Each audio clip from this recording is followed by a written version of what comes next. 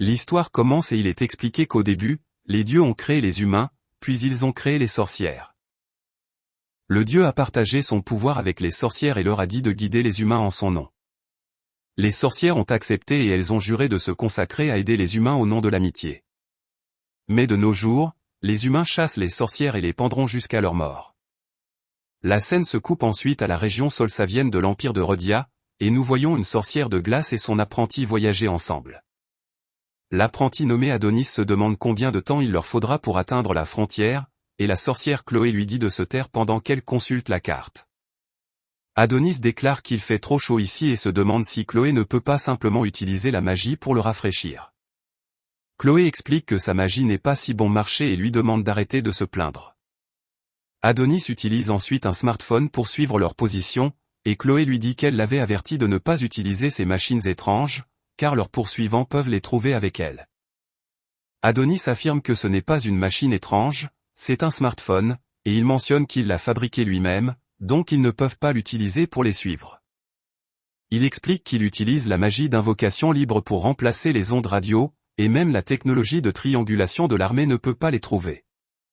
Il affirme qu'utiliser des cartes à notre époque est dépassé, et il mentionne qu'il en fera un aussi pour Chloé. Chloé frappe alors Adonis et découvre le remplacement. Elle lui demande de se lever. Adonis demande ensuite à Chloé pourquoi ils doivent continuer à fuir, et Chloé explique que c'est parce qu'elle est une sorcière et que l'attitude des humains envers les sorcières a changé. Elle mentionne qu'ils ne peuvent maintenant vivre qu'en se fondant dans les villes humaines et en évitant leur village. Elle dit qu'elle se sent plus comme un ninja que comme une sorcière. Elle mentionne qu'ils doivent trouver un endroit tolérant envers les sorcières, de cette façon ils pourront retrouver leur vie paisible. Elle dit qu'ils doivent aussi trouver une école pour qu'Adonis y aille, mais Adonis dit qu'il se fiche de l'école et préfère étudier sous sa tutelle. Chloé se demande si Adonis préfère les femmes plus âgées, et Adonis est gêné. Ils continuent leur route, et Adonis se demande si Chloé n'est pas frustrée de vivre ainsi. Il pense qu'il déteste l'Empire de Rhodia et qu'il devrait simplement éliminer les humains avec la magie. Adonis sent alors quelqu'un qui les poursuit, et nous voyons qu'il s'agit d'une unité de l'armée de l'Empire. Adonis dit qu'il va s'occuper de cela, mais Chloé l'arrête et utilise un sort de glace appelé Olio pour les geler tous. La scène se coupe ensuite à quelqu'un informant le roi de l'Empire de Rhodia nommé Gothé qu'ils n'ont pas réussi à capturer la sorcière Chloé. Les soldats du roi donnent ensuite des coups aux hommes pour ne pas avoir pu exécuter les ordres du roi, et le roi ordonne à l'homme d'amener Chloé immédiatement. Pendant ce temps, Chloé dit à Adonis qu'il devrait partir maintenant, et Adonis est frustré. Il demande à Chloé pourquoi elle ne le laisse jamais rien faire. Il dit qu'il peut aussi lancer des sorts et qu'il aurait pu se débarrasser de ces minables tout seul. Chloé explique qu'Adonis est encore trop inexpérimenté en magie, mais Adonis utilise un sort pour invoquer une épée. Il dit qu'un étudiant de Chloé ne peut pas être inexpérimenté, et Chloé dit qu'elle se mettra en colère si Adonis se plaint trop. Adonis se demande si c'est parce qu'il est humain comme eux, et que Chloé ne veut pas qu'il tue les siens. Il lui demande si c'est pour ça qu'elle réprime ses émotions, même si les humains la maltraitent, mais il ne supporte plus de ne pas pouvoir la protéger. Il essaie de lui dire que c'est parce qu'il l'aime, mais Chloé le prend dans ses bras en plein milieu de la phrase et lui dit qu'elle l'aime aussi. L'armée utilise ensuite un émetteur d'une de leurs forces pour localiser Chloé, et ils utilisent un genre de dispositif de téléportation pour les téléporter. Chloé pense que même les sorcières ne sont pas capables de transfert physique à longue distance, et la scène se coupe ensuite au roi Gothé faisant un discours à son peuple dans la capitale. Il dit qu'aujourd'hui il est là non pas en tant que roi, mais en tant qu'être humain. Il dit qu'ils ont été protégés par la magie depuis longtemps, et chaque fois que des catastrophes naturelles les frappaient, ils dépendaient des sorcières. Il leur exprimait leur gratitude, les révérait et les craignait en raison de leur magie. Il demande à la foule s'ils ne trouvent pas cela injuste. Il se demande s'ils ne sont que des faibles qui doivent s'incliner devant les caprices des sorcières et mendier leur aide. Il demande à la foule s'ils n'ont pas le droit de vivre avec leur dignité, et il dit que les choses ne seront plus les mêmes. Il dit qu'ils ont maintenant des dirigeables volant dans le ciel, des trains automatiques dans leur ville, et qu'ils tiennent entre leurs mains le fruit de la sagesse appelé smartphone. Il dit que leur empire est celui qui a apporté cette expansion technologique et qu'ils ne sont pas faibles. Il dit qu'ils peuvent façonner le monde naturel et le contrôler avec leur propre force. Il dit que le moment est venu d'éradiquer les sorcières et de montrer au monde qu'ils sont ses souverains suprêmes. Il dit qu'il devrait s'exalter et la foule applaudit le roi. La reine dit alors au roi que c'était un discours merveilleux, et Chloé et Adonis sont téléportés sur la scène où le roi donnait son discours.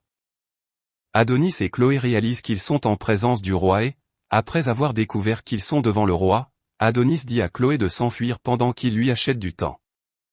Mais Adonis est capturé par les soldats, ce qui met Chloé en colère. Elle demande au roi de laisser partir son apprenti s'il tient à la vie de lui et de son peuple, mais le roi ne dit rien et Chloé essaie d'utiliser sa magie. Elle dit que jusqu'à présent, elle ne voulait pas les combattre car ce sont des humains comme Adonis, et si elle les détruisait, Adonis n'aurait plus de maison où retourner. Chloé échoue à utiliser sa magie et se demande ce qui se passe. Le roi dit que le pouvoir de la science qu'ils ont acquis dépasse largement celui des sorcières maintenant, et on voit que sous la capitale se trouve un dispositif capable de supprimer la magie, appelé Stam 2.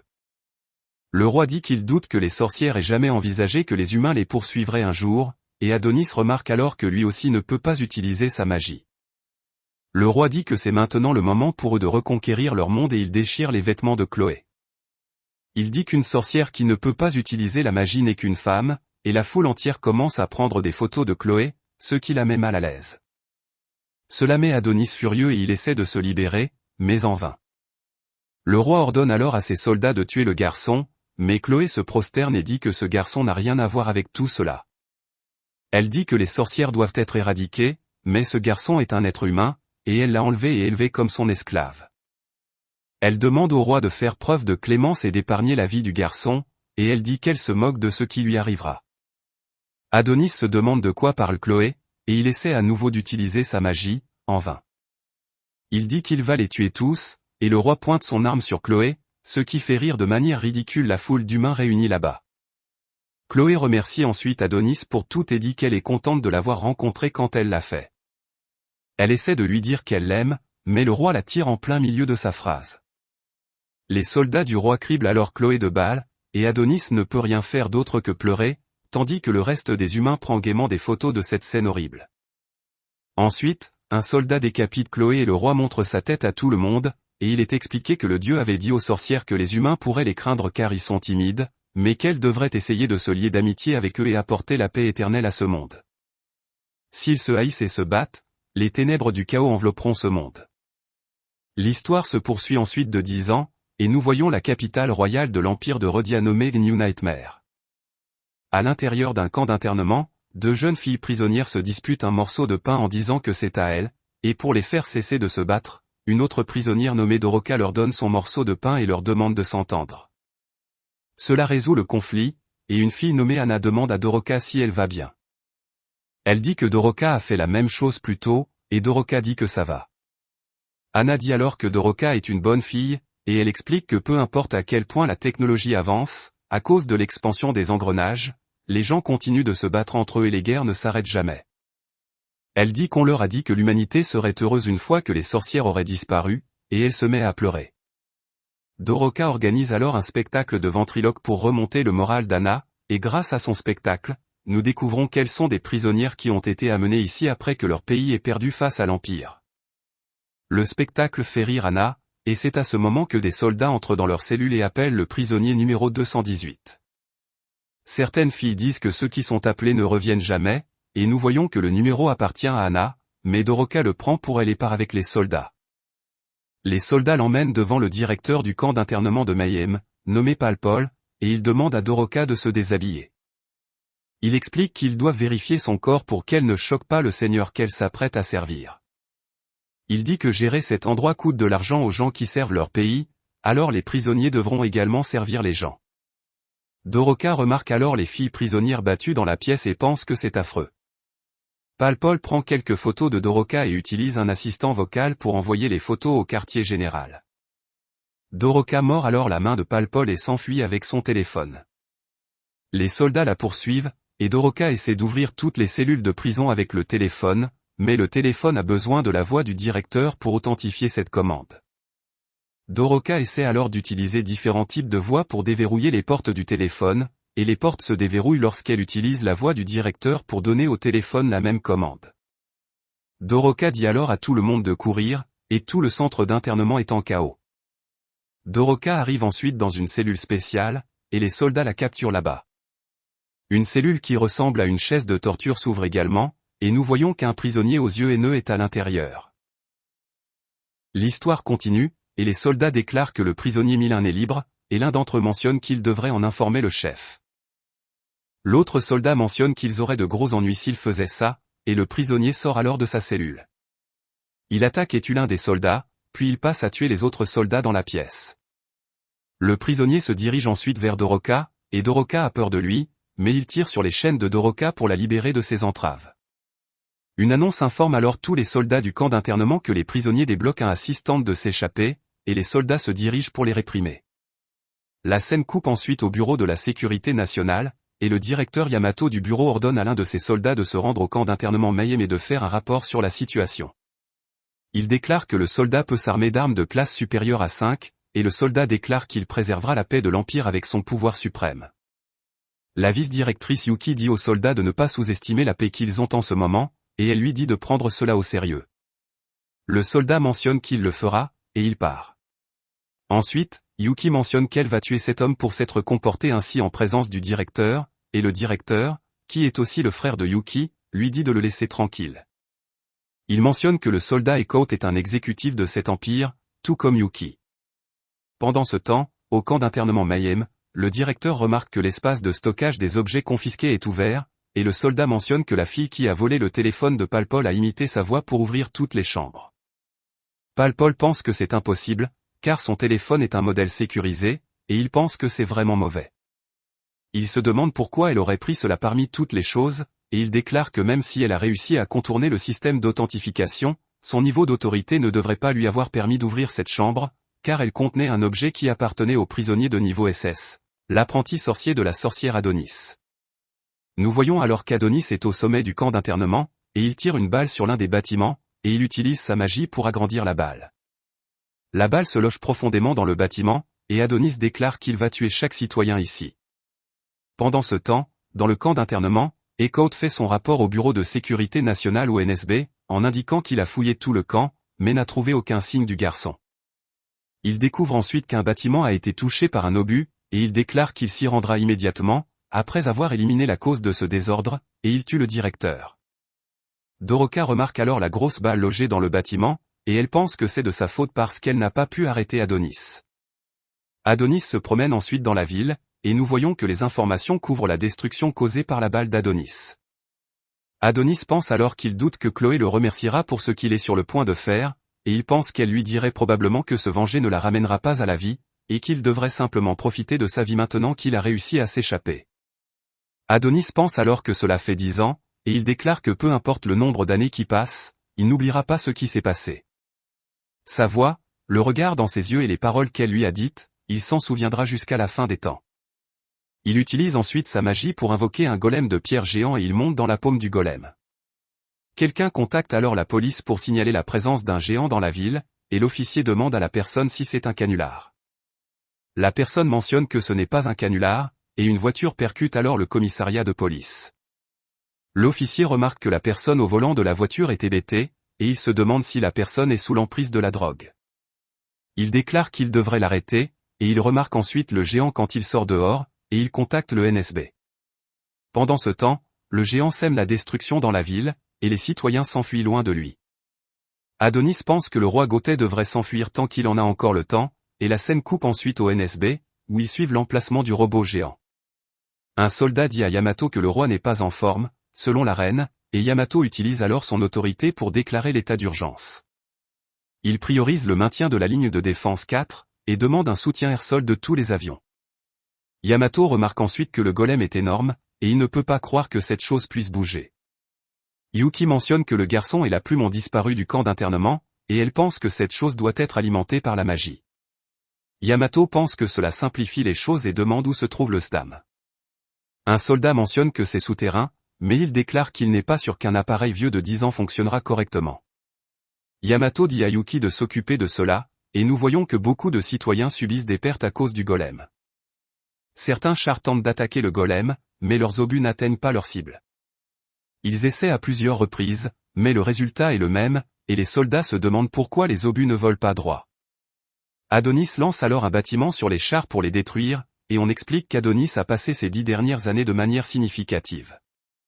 C'était une simulation sans limite, et il a mené des recherches scientifiques mentales. Il a élaboré la manière la plus précise de détruire une nation, et on explique que la seule façon pour un non-sorcier d'utiliser la magie est la magie d'invocation de style écrit. C'est la pratique de comprendre et de systématiser les mécanismes de la magie et de les convertir en expressions mathématiques à l'aide d'une plume spéciale.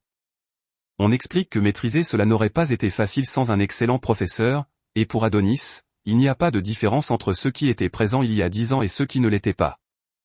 Adonis déclare que si tuer Chloé était leur grand dessein, alors tout le monde qui vit dans ce pays et en récolte les avantages est tout aussi coupable.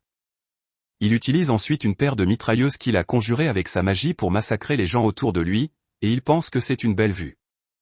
Il se demande pourquoi il ne se sent pas bien à ce sujet, et Echout repère alors Adonis dans la paume de la main du géant. Il rapporte cela à Yamato, et Yamato informe tout le monde dans la salle de contrôle que l'ennemi est l'apprenti sorcier de la sorcière Adonis, et qu'il est dans la paume du géant. Les avions volant au-dessus lancent ensuite une attaque sur le géant, et après de multiples attaques de missiles, ils parviennent à le détruire. Nous voyons qu'un garçon pleure la mort de sa mère pendant tout cela, et un bâtiment est sur le point de s'effondrer sur lui, mais Doroka sauve le garçon. Les gens se demandent alors si l'armée a vaincu le géant, et Doroka demande ensuite à une dame de s'occuper du garçon, et elle va arrêter Adonis. Adonis pense alors qu'il doit être hors de forme, et des soldats débarquent des avions pour s'occuper de lui. Pendant ce temps, dans le sanctuaire intérieur du château impérial, nous voyons que le roi est allongé sur son lit, et il demande à la reine depuis combien de temps il dort, et d'où vient ce bruit de l'extérieur.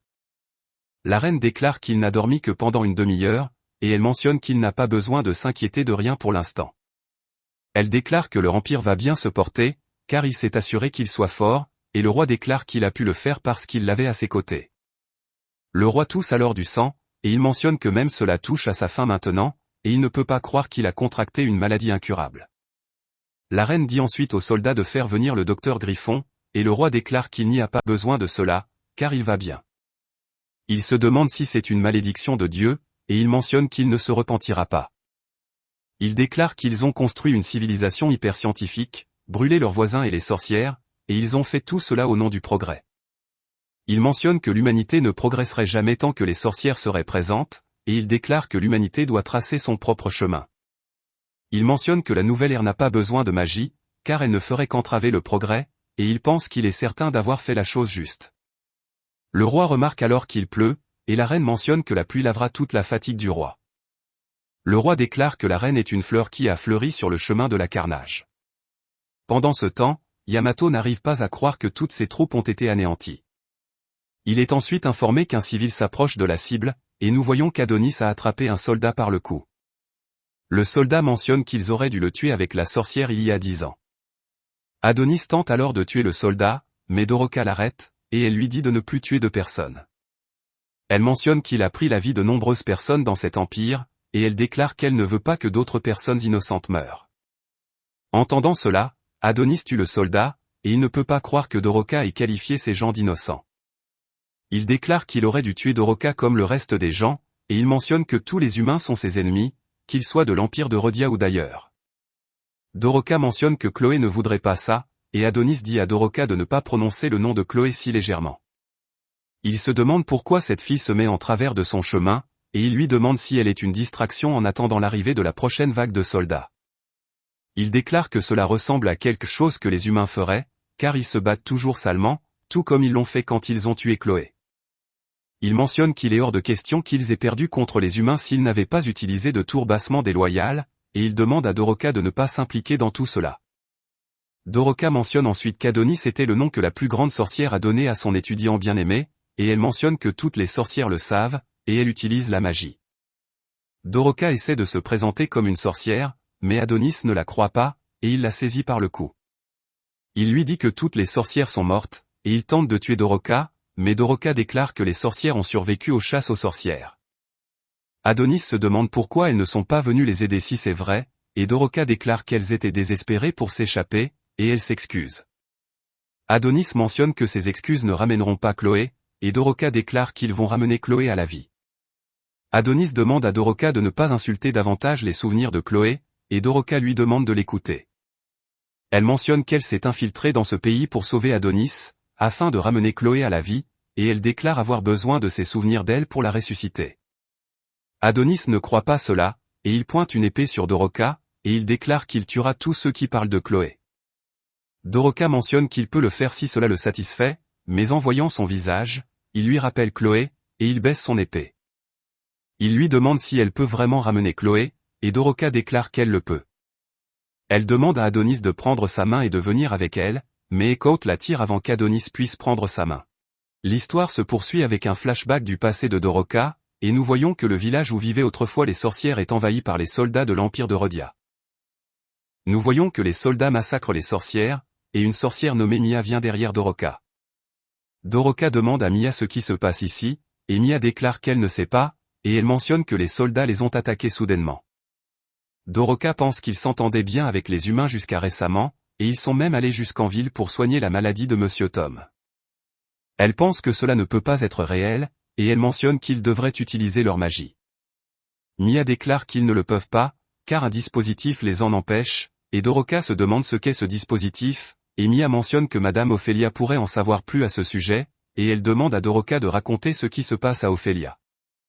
Doroka demande à Mia de l'accompagner, mais Mia refuse, et Doroka se rend compte qu'il y a quelque chose qui ne va pas. Nous voyons que le dos de Mia est blessé, et Mia indique l'emplacement de la maison d'Ophélia à Doroka, en lui rappelant qu'elles s'y sont rendues ensemble lors du festival de la fertilité. Elle utilise une marionnette pour dire à Doroka de courir rapidement, et Doroka prend la marionnette et s'enfuit. Des soldats attrapent alors Mia et la tuent. De retour au présent, Adonis demande à Doroka de ne pas mourir, et il lui demande comment il peut ramener Chloé à la vie. Doroka essaie de lui dire quelque chose, mais des soldats leur tirent dessus, et Doroka meurt. Adonis pense alors que savoir qu'il peut ramener Chloé à la vie ne suffit pas pour savoir quoi faire, et les soldats signalent que le monstre est mort, et Echout le dit au directeur. Adonis dit alors aux humains de ne pas s'enorgueillir, et il utilise sa magie pour créer une barrière autour de lui. Les soldats lui tirent dessus, mais les balles sont arrêtées par la barrière, et Adonis utilise sa magie pour les renvoyer aux soldats. Cela tue tous les soldats, sauf un, et Echout tente de tirer sur Adonis, mais Adonis arrête aussi cette balle, et il utilise sa magie pour augmenter la taille de la balle et la renvoyer sur Echout. Cela met fin à Echout, et Adonis se demande si ces insectes impuissants pensaient qu'ils avaient une chance de le battre. Il pense qu'ils ne pourront jamais rivaliser avec la magie, et il déclare qu'il ne les laissera pas vivre en paix après avoir tué Chloé. Il mentionne qu'il effacera jusqu'au dernier d'entre eux de la face de cette planète, et il leur fera connaître le désespoir ressenti par Chloé. Yamato déclare alors que Yuki devrait se dépêcher, et nous voyons que Yuki est debout devant le DAM. Elle ne peut pas croire que c'est le joyau de la science qui a autrefois vaincu les sorcières, et elle pense qu'ils pourront supprimer la magie une fois qu'il sera activé. Yuki pense qu'elle peut enfin être utile à son frère, et elle demande aux autres de se dépêcher avec l'activation. Le Bureau national des sciences, l'un des 4 bureaux nationaux de l'Empire, arrive alors. Le directeur du bureau, Teta Samantha, mentionne qu'elle ne peut pas permettre à Yuki d'activer ce dispositif. Yuki se demande ce qu'elle veut dire, et elle appelle son frère. Yamato répond, et il se demande pourquoi Yuki n'a pas encore activé le dispositif. Yamato remarque que la directrice Teta est de l'autre côté du téléphone, et elle mentionne qu'ils ne peuvent pas activer le dispositif de suppression de la magie photon. Yamato se demande pourquoi, et Teta déclare que la science est le travail de l'humanité qui éclaire le monde, mais qu'ils n'ont pas encore tout compris. L'une de ces choses sont les particules émises par le dispositif de suppression de la magie photon. Yamato se demande pourquoi cela compte, et Teta lui demande s'il reconnaît le nom de la maladie de dysfonction cellulaire humaine. Yamato déclare que c'est une maladie développée par les soldats qui ont participé aux chasses aux sorcières il y a 10 ans, et elle se demande ce que cela a à voir avec quoi que ce soit. Teta mentionne qu'ils ne peuvent pas l'affirmer avec certitude, mais ils pensent que ces particules ont affecté le corps humain et provoqué cette maladie. Elle déclare que ce dispositif tue les cellules, et Yamato mentionne que c'est la première fois qu'il entend cela. Teta déclare que c'est parce qu'ils l'ont caché, et elle mentionne qu'en ce moment il n'y a plus de sorcières pour restaurer l'environnement naturel. L'atmosphère qui aurait purifié ces particules nocives a disparu, et la nature a perdu sa grâce. Tant que les choses en sont là, si un corps humain est exposé à de grandes quantités de ces particules, il sera détruit. Yamato ne peut pas le croire, et Teta déclare que Yamato devrait savoir ce qui est arrivé à ceux qui ont combattu pour l'humanité et se sont tenus devant ce dispositif, et Yamato réalise que c'est la cause de la maladie du roi.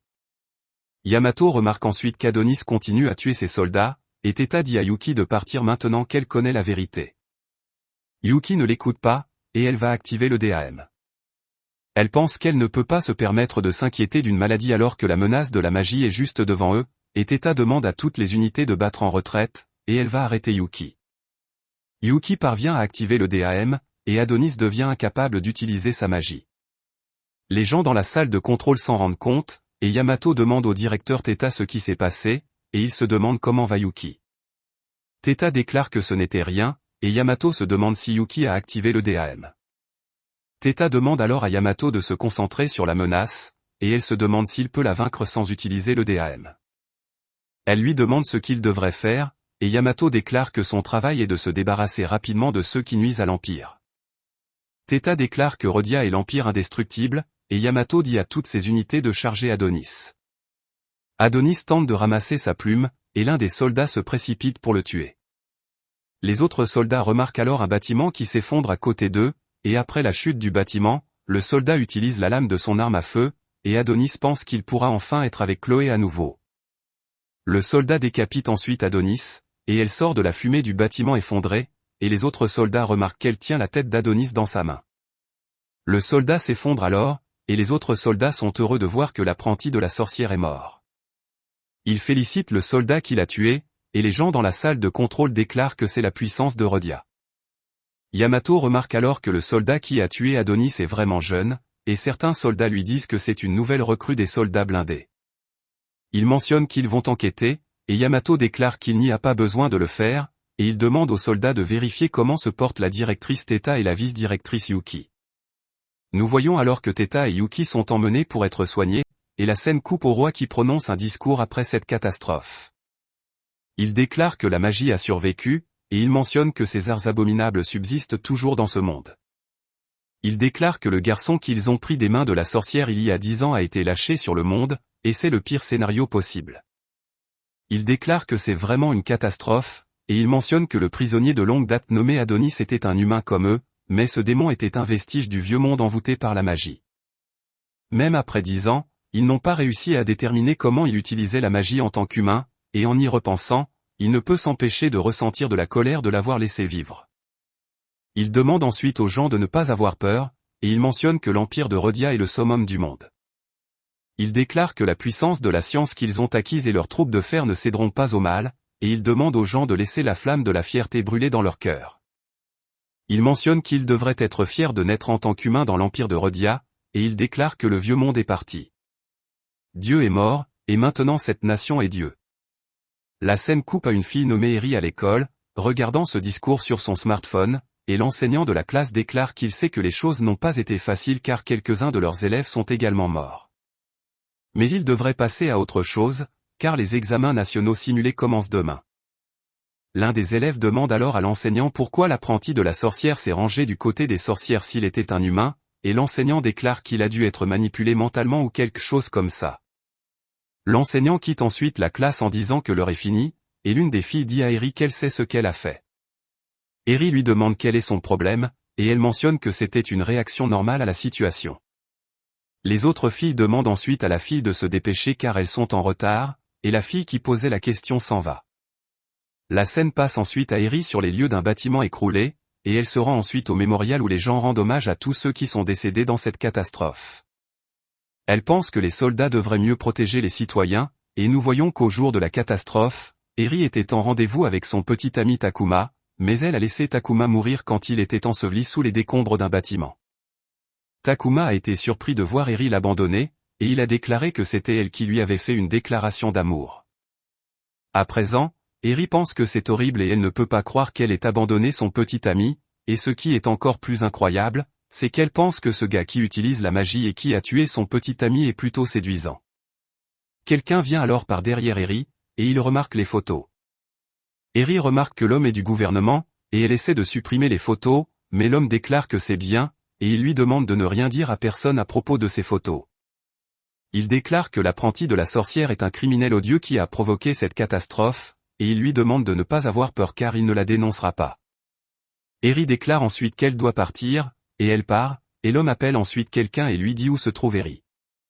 Il déclare qu'elle semble avoir été influencée par le terroriste, et il lui demande de la saisir. Il déclare qu'il devrait laisser le bureau de la sécurité nationale s'occuper du reste, et il mentionne qu'elle sera soit exécutée, soit emprisonnée pour trahison. Un soldat dit alors à l'homme nommé Osgorjou qu'ils ont terminé la vérification finale, et nous découvrons qu'Oz est le directeur adjoint de l'Agence nationale de renseignement. Il parle au téléphone en disant que l'inspection de la zone sinistrée est assez épuisante, et il demande à Charmy, celle de l'autre côté du téléphone, de lui donner un baiser et un câlin quand il rentrera. Charmy demande alors à Oz de traiter sa demande de transfert bientôt, car elle ne peut plus supporter ces heures supplémentaires et cet harcèlement sexuel. Nous découvrons que Charmy est une enquêtrice en chef, et elle mentionne qu'une analyse incroyable vient de tomber, et selon elle, le corps d'Adonis est faux, et ailleurs, le vrai Adonis ouvre les yeux. La scène coupe alors à Adonis criant de douleur, et nous voyons qu'il est entouré de filles. Les filles déclarent que la température corporelle d'Adonis et sa fréquence cardiaque augmentent, et l'une d'entre elles mentionne qu'elle savait qu'un être humain ne pourrait pas supporter un transfert hétérophase.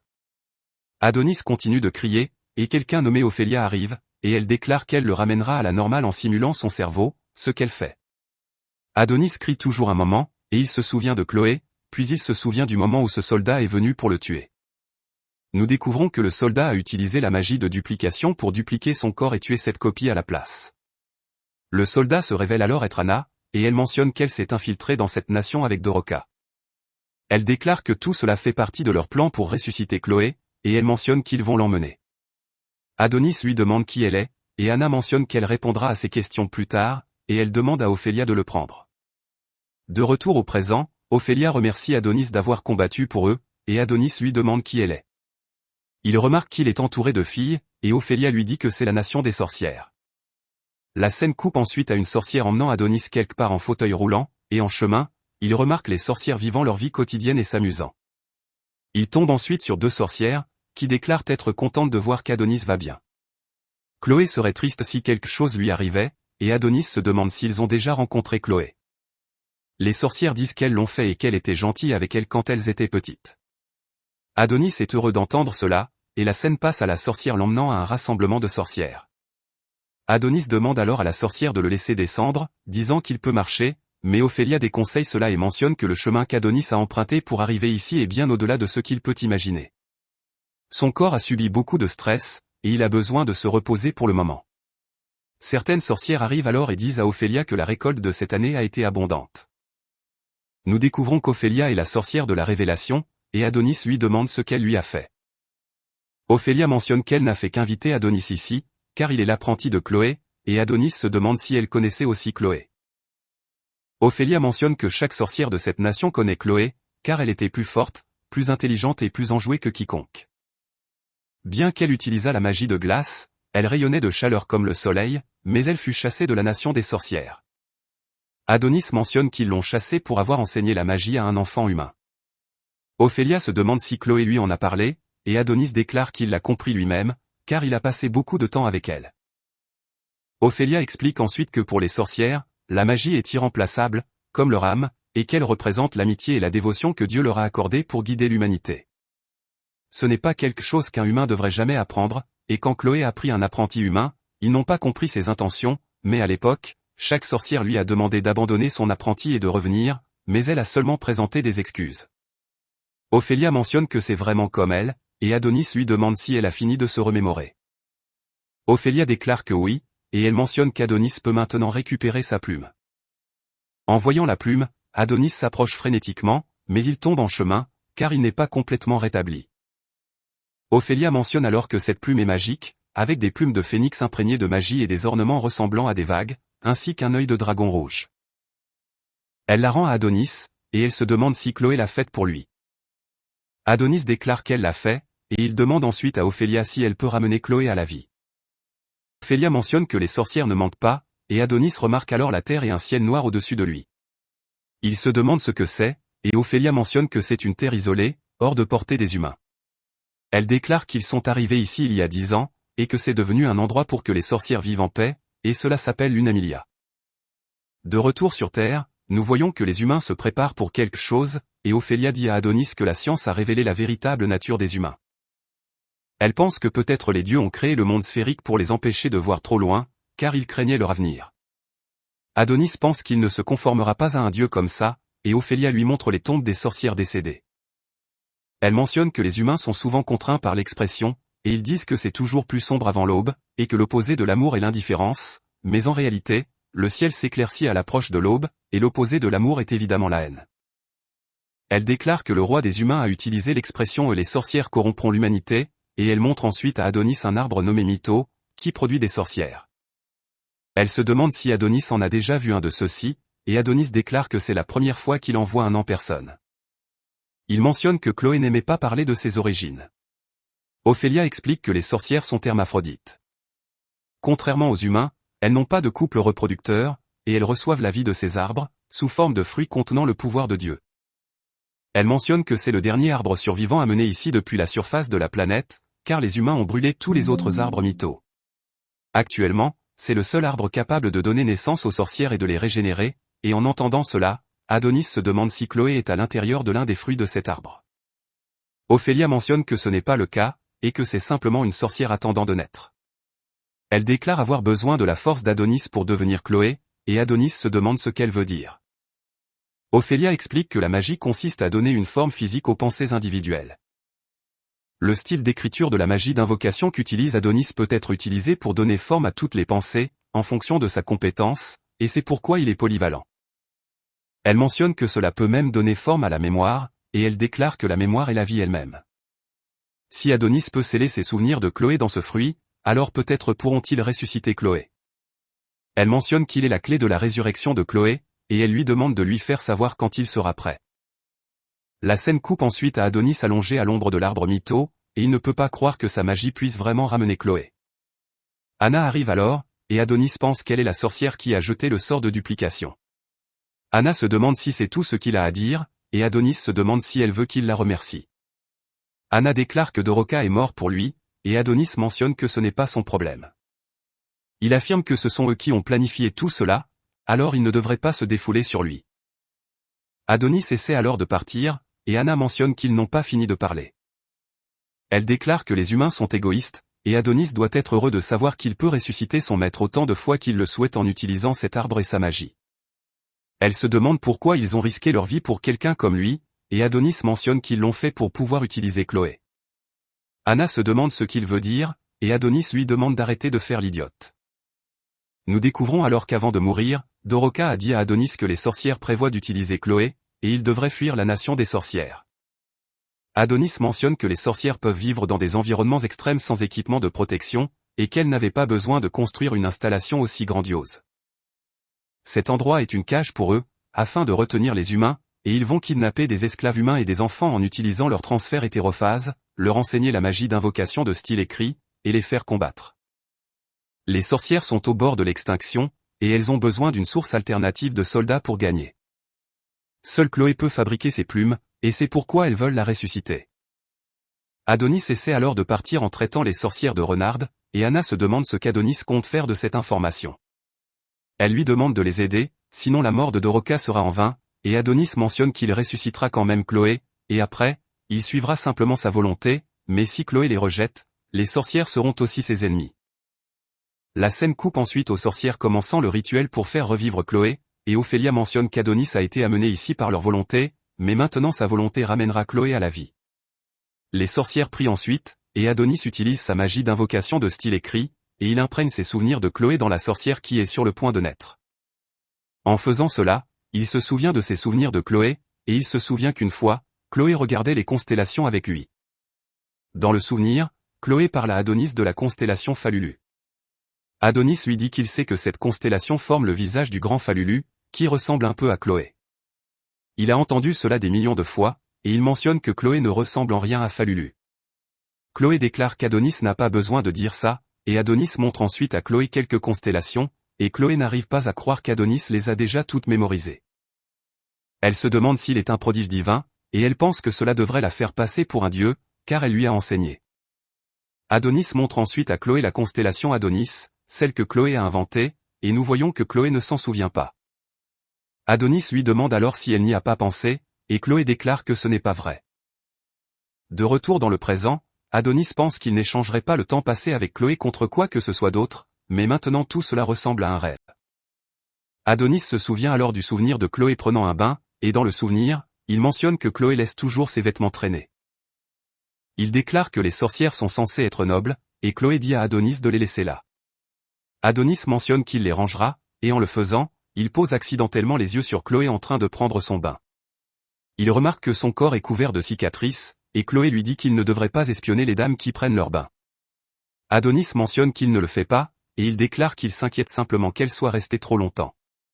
Il affirme qu'il va surveiller, et il lui demande de se dépêcher, car leur poursuivant pourrait arriver. Chloé remercie alors Adonis de rester avec elle, en pleurant, et elle mentionne qu'elle ne pourrait pas vivre seule dans ce monde. De retour dans le présent, Adonis pense qu'il ne pourra pas non plus vivre sans Chloé, et il termine d'incorporer ses souvenirs de Chloé dans la sorcière sur le point de naître. La sorcière sort alors du fruit, et nous remarquons qu'elle ressemble à Doroka. L'histoire remonte un peu en arrière, et Adonis déclare qu'il aime Chloé, c'est pourquoi il ne la ramènera pas à la vie. Il affirme qu'il ne la fera plus ressentir cela, car il n'y a plus de place pour elle dans ce monde de merde. Il remplace ensuite les souvenirs de Chloé par ceux d'une autre personne, et Ophélia se demande si Adonis vient de réécrire le rituel. Nous découvrons que la sorcière qui l'a ramenée à la vie est Doroka, et il la prend dans ses bras. Doroka ouvre ensuite les yeux et se rend compte qu'elle est dans la nation des sorcières. Elle se demande pourquoi elle est ici, car elle a été blessée par Baal, et elle remarque qu'elle est nue. Elle est gênée et s'excuse d'avoir montré quelque chose de déplaisant à Adonis. Adonis lui donne une chemise à mettre, et il dit qu'elle lui a sauvé la vie à Rhodia, et maintenant ils sont quittes. Doroka demande où est Chloé, et Ophélia demande à Adonis comment il a pu faire cela. Elle mentionne que les sorcières ont tout fait pour l'aider, elles ont risqué leur vie pour le sauver, ont garanti sa sécurité et ont essayé de ramener Chloé d'entre les morts. Elle lui demande comment il peut ruiner leurs efforts. Les autres sorcières disent qu'elles n'auraient jamais dû faire confiance à un humain comme lui, et elle se demande s'il a abandonné Chloé pour Doroka. Ophélia se demande si Doroka a influencé les idées d'Adonis. Adonis mentionne que c'est lui qui a pris la décision de ne pas ressusciter Chloé, et Ophélia se demande pour qui Adonis essaie de se montrer, car il n'est qu'un enfant. Elle remarque ensuite des portails de téléportation autour d'eux et se demande si Adonis a fait quelque chose. Adonis mentionne qu'il est un prisonnier à long terme, et nous voyons qu'il avait un traceur à l'intérieur de son corps. Les soldats humains arrivent alors à Lunamilia et mettent le feu à l'arbre mytho là-bas. Yamato déclare que maintenant les sorcières sont piégées comme des rats dans une cage, et Adonis mentionne qu'ils ne sont ici que parce qu'il les a invités dans ce cimetière. Une sorcière de glace nommée Auréa tente d'éteindre le feu de l'arbre mytho, mais les soldats humains la tuent. Ils signalent par leur communication qu'ils ont détecté la présence de plusieurs sorcières, et Ophélia demande à Santa Maria d'utiliser sa magie. Santa Maria transforme toutes les sorcières en tenue de combat avec sa magie, et Ophélia leur demande toutes de contre-attaquer. Pendant ce temps, Yamato se bat contre Adonis, et Adonis utilise sa magie pour prendre le pistolet de Yamato. Il tire sur Yamato avec, et cela l'envoie voler. Adonis pense que ce pistolet est vraiment puissant, et il tire encore sur Yamato. La combinaison protectrice de Yamato le protège partiellement, mais les dégâts s'accumulent quand même. Adonis demande ensuite à Yamato de se relever, car il pensait que Yamato était là pour le tuer, et Doroka empêche Adonis de tirer davantage. Pendant ce temps, la sorcière des gemmes, Crystal Maya, utilise sa magie des gemmes pour capturer certains des soldats humains dans des cristaux de gemmes, et Greana, la sorcière de l'Essem, utilise des mille-pattes pour s'occuper de certains des humains. Dakia, la sorcière des crocs venimeux, se transforme en serpent pour tuer certains des humains, et les autres sorcières utilisent également leur magie pour tuer autant d'humains que possible. Ophélia utilise ensuite sa magie des lois naturelles pour soulever tous les humains restants dans les airs, et les humains essaient de lui tirer dessus, mais les balles sont détournées. Ophélia forme une grosse boule avec les humains et les écrase jusqu'à leur mort. Elle déclare que la victoire sera la leur car les humains sont faibles. Quelques autres humains sont ensuite téléportés là-bas, et ils tuent certaines des sorcières. Ophélia se rend compte qu'ils cherchent à les submerger en nombre, et la scène se coupe au directeur des différentes agences de Rhodia ayant une réunion. Le directeur du bureau de l'autorité nationale, nommé Dynasma, demande à Theta pourquoi il y a encore autant de sorcières en vie alors qu'ils les ont toutes éliminées il y a une décennie. Theta montre aux autres une photo de Dash 89, un prototype de transfert physique qu'ils ont jeté dans l'espace après son utilisation dans l'opération d'extermination des sorcières. Nous voyons sur les photos que les sorcières ont capturé cet appareil, et Dynasma se rend compte que les sorcières ont utilisé leur science pour fuir au-delà des cieux. Theta déclare qu'elles l'ont fait et s'excuse de ne pas l'avoir réalisé plus tôt. Elle déclare que la structure qu'elles ont construite sur la Lune était cachée à leur radar grâce à un camouflage magique, et Dynasma se demande comment le Bureau national des sciences peut faire une erreur comme celle-ci. Ils déclarent qu'ils reçoivent un budget annuel massif, et même après cela, comment peuvent-ils permettre que cela se produise? Les gens pensent que les guerres d'extermination des sorcières se sont terminées il y a 10 ans, et cet échec coûtera plus cher que la vie de Theta. Le directeur de l'Agence nationale de renseignement, nommé Shiro Usagi, déclare ensuite qu'ils peuvent s'inquiéter de cela plus tard, et il mentionne qu'ils devraient d'abord en finir avec cela, car les gens en ont assez des chasses aux sorcières. L'histoire remonte un peu dans le passé, et nous voyons Yamato s'inquiéter pour Yuki après qu'elle ait été blessée par exposition aux particules DAM. Il dit à Theta que Yuki a toujours été à ses côtés. Quand il est entré au bureau de la sécurité nationale, sa sœur l'a suivi, et quand il est devenu directeur, elle est devenue la plus jeune vice-directrice. Il mentionne que sa sœur est vraiment incroyable, et que la bureaucratie ne lui convient pas, mais elle l'a fait quand même. Il déclare que la directrice Theta lui a dit que tout irait bien à ce moment-là, elle lui a dit qu'il serait sauvé s'il laissait l'Agence nationale des sciences s'occuper des choses. Il mentionne que sa sœur n'a que 14 ans, et dans le présent, Yamato déclare que tout cela est de la faute d'Adonis. Il règle la puissance de sa combinaison à 500% et se prépare à affronter Adonis à nouveau. Adonis essaie de lui tirer dessus, mais Yamato est plus rapide maintenant, et il frappe Adonis. Il déclare qu'Adonis est celui qui va mourir aujourd'hui, et il se demande comment il a pu se ranger du côté des sorcières en tant qu'humain. Doroka demande à Adonis s'il va bien, et Adonis lui dit de garder les yeux sur Yamato.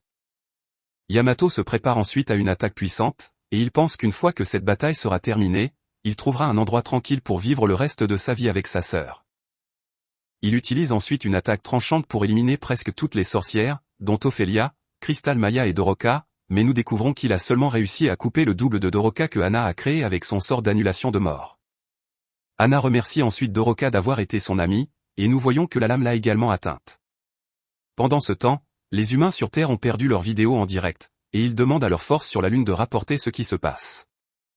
Sur la Lune, nous voyons Doroka dans une mare de sang de sorcière, et elle pleure la mort de son cher ami Anna. Elle se demande pourquoi tout cela se produit, et elle se dit qu'elle n'en peut plus. Nous voyons que Yamato et Adonis se battent toujours, et Adonis déclare qu'il va tuer Yamato. Yamato rapporte aux humains qu'ils ont réussi à neutraliser les sorcières, et tout ce qui reste maintenant, c'est d'exterminer l'apprentie sorcière. Adonis utilise alors sa magie pour créer des armures autour de sa main, et il attaque Yamato avec ses poings. Yamato bloque, et Adonis renforce son armure et attaque à nouveau. Il parvient à briser l'épée de Yamato avec cela, et il parvient également à blesser Yamato. Yamato soigne son corps avec sa combinaison, et son épée se régénère également. Voyant cela, Adonis mentionne que la science a quelques astuces grossières, et Yamato attaque ensuite Adonis avec son épée. Adonis bloque, et les sorcières restantes pensent qu'elles sont perdues pour le moment. Ophelia, à moitié morte, dit aux sorcières de ne pas abandonner, et les sorcières pensent qu'il n'y a plus d'espoir pour elles maintenant que l'arbre mytho est brûlé et qu'aucune autre sorcière ne naîtra jamais. Dakia dit alors aux sorcières de ne pas abandonner, car elles ne peuvent pas se permettre de perdre davantage de leur rang, et elle déclare qu'elle devrait soutenir Adonis. Elle est ensuite tuée par l'un des humains, et de l'autre côté, nous voyons que Yamato augmente la production électrothermique de sa combinaison pour invoquer une tornade sanglante. Cela envoie Adonis voler, et Yamato le transperce ensuite de son épée. Adonis utilise un sort pour créer une épée géante, et il l'utilise pour couper l'un des bras de Yamato. Yamato utilise les pouvoirs de guérison de sa combinaison pour arrêter le saignement, et son épée se régénère également. Adonis mentionne que tous les deux ont le regard de la vengeance dans les yeux. Pendant ce temps, les autres soldats éliminent les sorcières restantes, et Yamato déclare qu'Adonis doit mourir ici car il est trop dangereux.